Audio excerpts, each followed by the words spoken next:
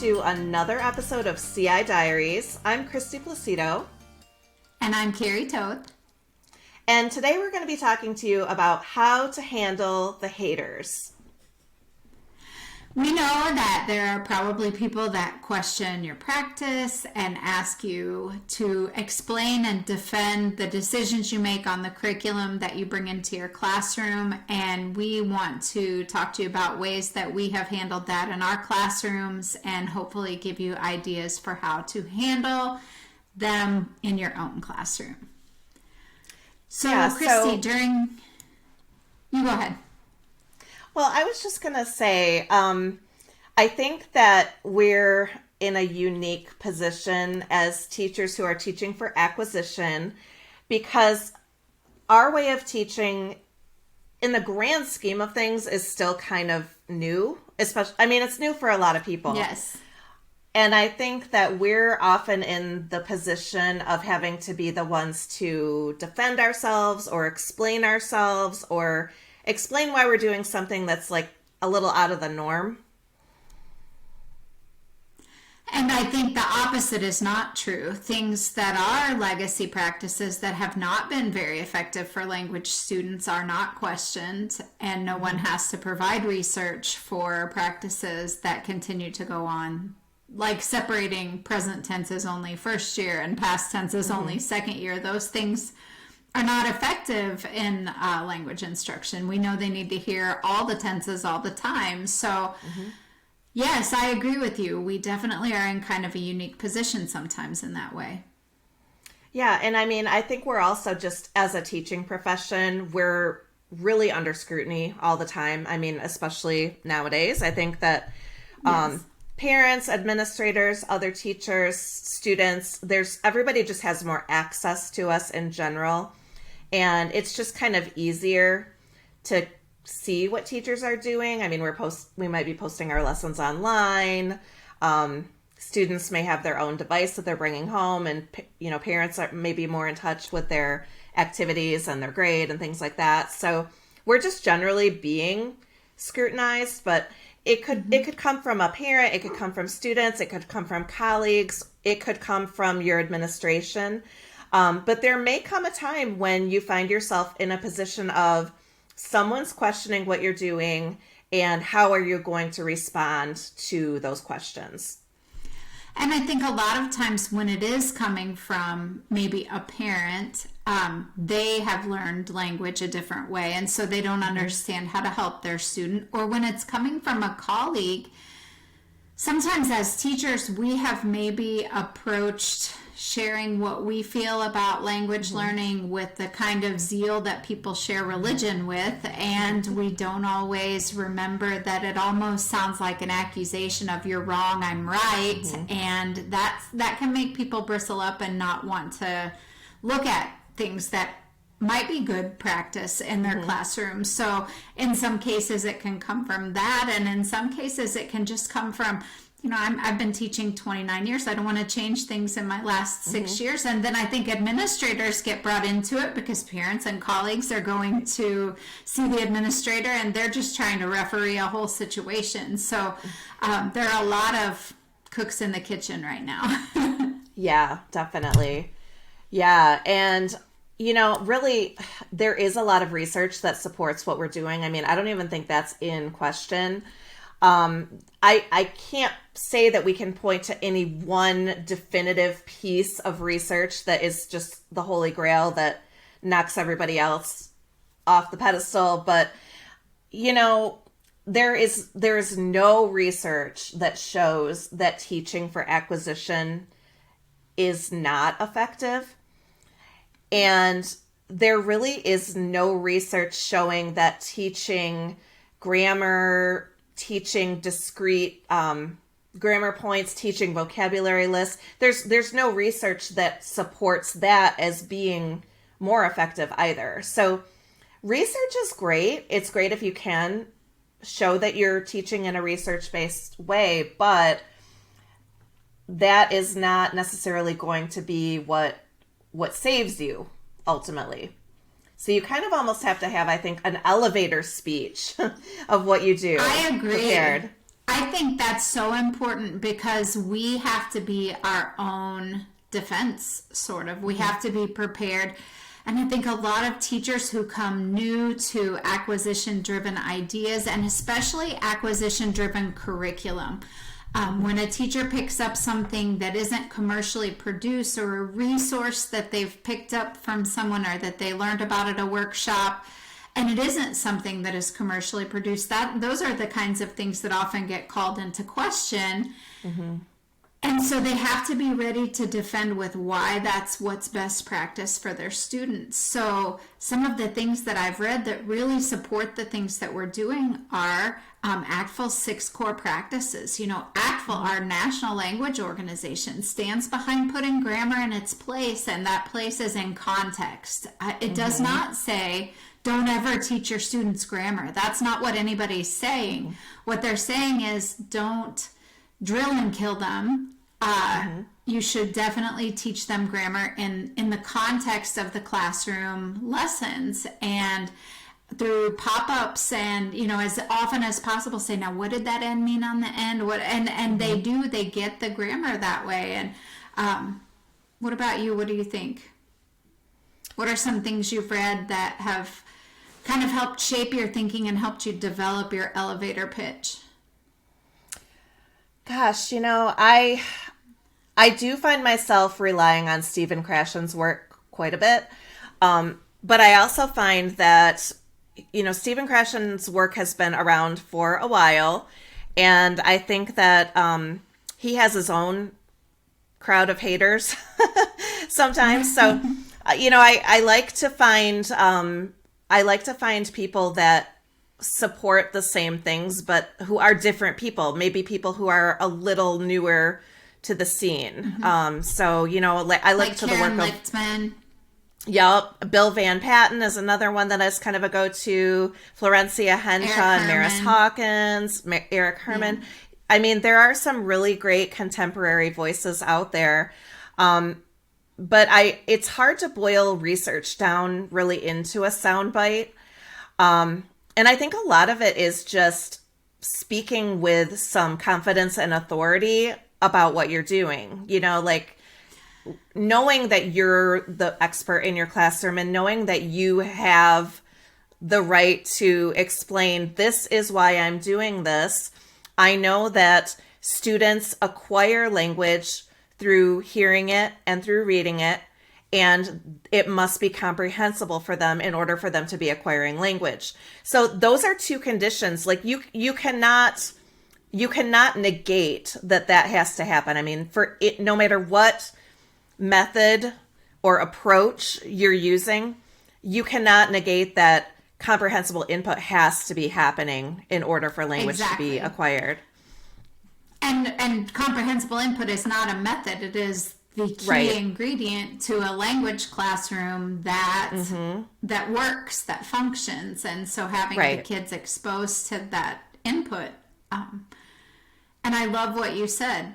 I love that you said that you have to know and be strong and firm in knowing what you believe and stating what you believe, because as soon as you say, I'm not sure, that's why the elevator pitch becomes so important, because if you can't defend what you're doing, then maybe it doesn't seem like you know if it is a good idea, and maybe you don't know if it is a good idea or not. And so I would encourage you not to ever pursue any method that you're not sure if it's a good idea or not. You should always know whether it works or not before you try it with your students. But I also think that it is it's never a bad idea to proactively get some allies on your side. So, you know, maybe invite your administrator to come in, you know, maybe say, hey, you know how I went to that conference last summer? I've been trying some new things. And would you like to come in and give me a little feedback on what I'm doing? I mean, things like that can actually go a really long way.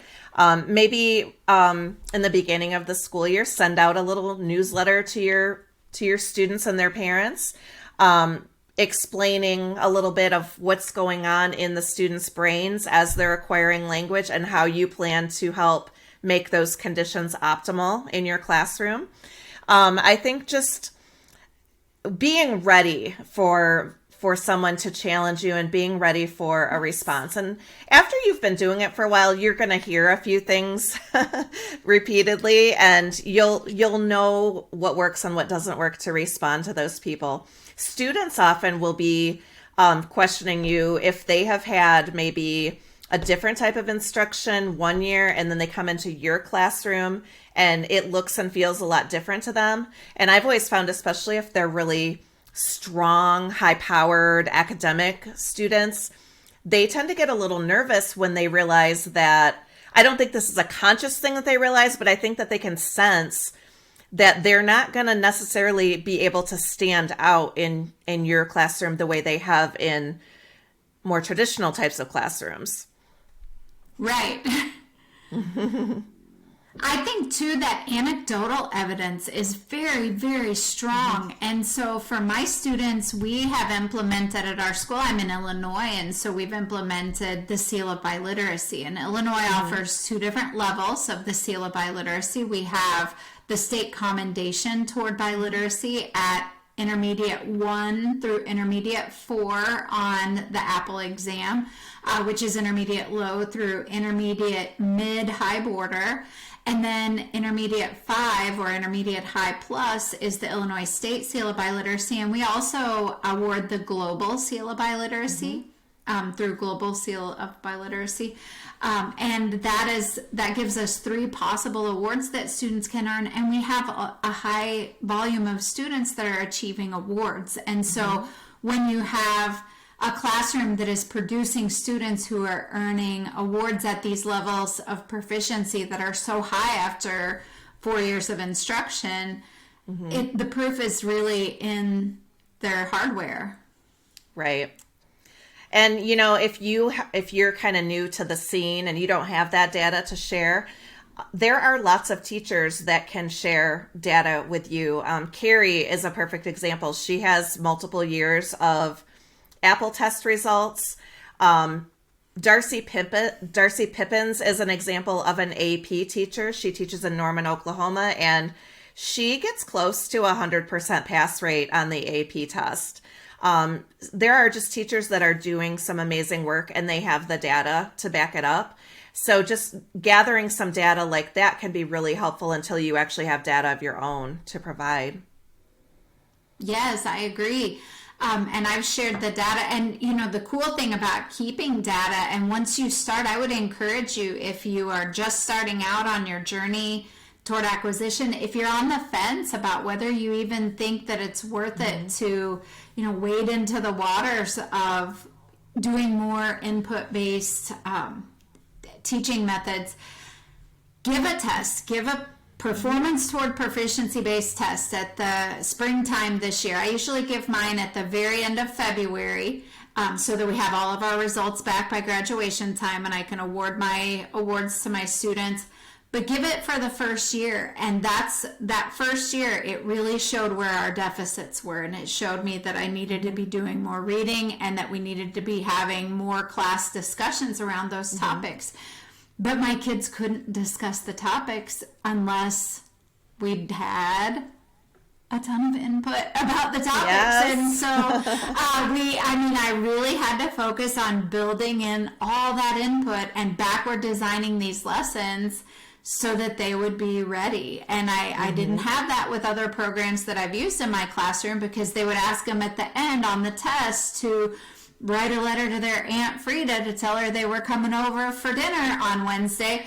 But all we had done was conjugate verbs and memorize vocabulary. So, the performance at the end was different than what we had planned for. There was no input to get them ready for that. So I think that, by planning instruction that gives them a ton of input, you can really see great results. And it's the same way with these tests. When you see your initial results, it'll let you know, where do I need to go from here to bring my students up to the proficiency I want to see them? And maybe that will give you another reason to say, hey, I need to bring in these types of materials, readers to my room, and units that are based around topics my students want to discuss, like the household chores. Don't your kids want to discuss the household chores, Kristy? I don't believe they even want to. I don't think they even do chores anymore. I mean, they don't. threw that unit in the chuck it bucket. Yes, where it belongs. You know, yes. When I'm talking to teachers, one of the really common things that they will approach me about with concerns is they have common assessments with colleagues or a common end of the semester exam that they have to work toward. And that's something that I know is really stressful in general for teachers, but particularly if you know that you're doing things a little bit differently, I know that that can be a really stressful thing to have to work around. What do you think about that? Well, I've also had the same thing, and I think that it's pretty easy to take a vocabulary list and pare it way down. If you have to cover the same amount of material as colleagues, I think you can definitely look at a list of, say, vocabulary about the house and take it down from 100 words to 40 and work on those words, and then maybe give them the other 60 and a Quizlet or something to play with if they want to. But have 40 that you work on together through input-based something in the classroom, and then leave yourself. Those units can take 4 weeks, but if you can work on it together for 2 weeks, with some kind of exploring houses around the world and really using that input in context, then you could also have the extra 2 weeks to do something you really want to do, like, a unit about a trip you went on. Right. And, I also think that if you're in a position where you are working together with colleagues to actually write that common exam, it's really important for you to push for a proficiency-based exam. Push for an exam that actually has students speaking and writing and listening and reading, not just discrete items that are presented out of context. So it is. Go ahead. I was going to say Apple and Stamp and AP, none of them have any discrete grammar or vocabulary. They are all performance toward proficiency-based exams. And so we really are not training them to get them ready for those kinds of exams by doing that stuff. We need to be training them for those exams. If our goal really is to get them proficient enough to perform well on those exams, we can't start it in year 4. We have to start it way earlier. Exactly. Yeah. So, I think use everything that ACTFL has available. If you're an ACTFL member, look at those proficiency descriptors and just look at what would be expected from students at different levels of proficiency, and encourage your colleagues to spend some time looking at those items as well. You really can't go wrong with going back to your national standards and saying, I believe that we should make a test that's more reflective of their expectations. And that way it's not just you wanting to be you, it's you wanting to teach for and test for proficiency. Yes, I agree. And you do have the national standards behind you on that. And the students are going off to college where they're going to be writing papers and giving presentations in target language, and they're not going to be able to, Google Translate that. They're going to have to be able to come up with that stuff on their own. And so we just want to give them all the help that we can get with that. And this is one way we can do it. And it starts with us sticking up for ourselves and for our programs and saying, hey, I know this is the right thing, and these are the reasons why, even if the reasons only come from your own anecdotal evidence in your classroom. Hey, I have twice as many kids in Spanish 3 as I had last year. That means twice as many people are going to be getting exposed to language for an extra year. That is huge. Yes, 100%. We want them in our classes acquiring language versus throwing the towel in after 2 years and just being too frustrated and then telling everybody for the rest of their lives that they hated language class. I was terrible at it. And blaming the teacher, right? We don't want that to Yeah. happen. So, Or even blaming themselves. You know, I was just, Right. I wasn't able to learn languages, but we know that we all learned English, so we know they can learn languages. exactly. Well, I think that's going to just about wrap us up for this episode. But as always, I would like to invite you to reach out to us. Have you ever had to deal with a hater? Parent, student, administrator, colleague? How did you handle it? What did you do? We would love to hear from you. See you next time. Bye, everyone.